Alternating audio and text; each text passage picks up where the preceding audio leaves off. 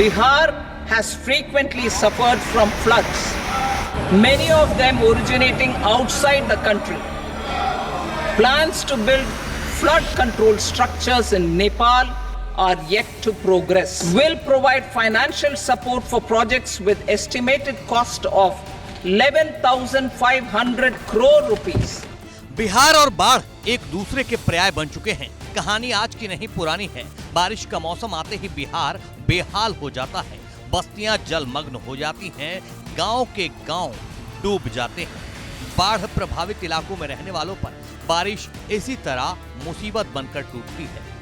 इस बार मोदी सरकार ने बिहार की सबसे बड़ी समस्या बाढ़ पर भी ध्यान केंद्रित किया है। कोसी नदी समेत अन्य नदियों में बाढ़ नियंत्रण के लिए 11,500 करोड़ की मदद से नए उपाय किए जाने का बजट में ऐलान किया है। बिहार ही नहीं, असम, हिमाचल प्रदेश, उत्तराखंड में भी बाढ़ और बारिश हर साल भारी तबाही लेकर आती है। ये तस्वीरें इस बात की तस्दीक कर रही हैं। ऐसे में केंद्रीय वित्त मंत्री निर्मला सीतारमण ने बिहार समेत आपदा प्रभावित इन राज्यों के लिए बजट आवंटित किया है। बजट में बाढ़ प्रभावित राज्यों के लिए विशेष राहत पैकेज का ऐलान किया है। बिहार से लेकर हिमाचल, असम तक के लिए सीतारमण ने अपने बजट भाषण में वित्तीय सहायता देने का ऐलान किया है।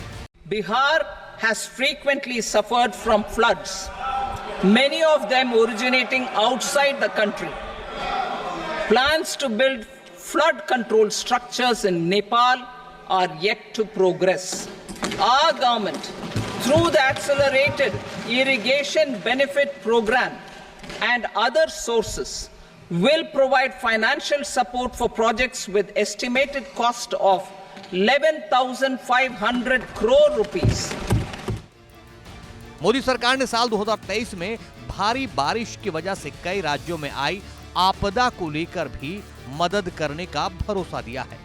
बाढ़ से निपटने के लिए बिहार को खास तौर पर 11,500 करोड़ रुपए दिए गए हैं, जिसमें कोसी मेची अंतरराज्य लिंक और 20 अन्य चालू योजनाएं शामिल हैं। साथ ही बैराज, नदी पॉल्यूशन को खत्म करने के लिए कोसी को बाढ़ से मुक्त करने के लिए सर्वे किया जाएगा।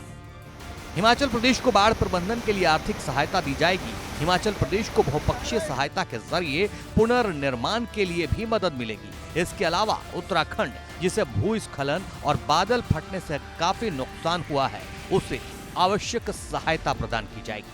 असम भारत के बाहर से निकलने वाली ब्रह्मपुत्र और उसकी सहायक नदियों के चलते बाढ़ से जूझता है।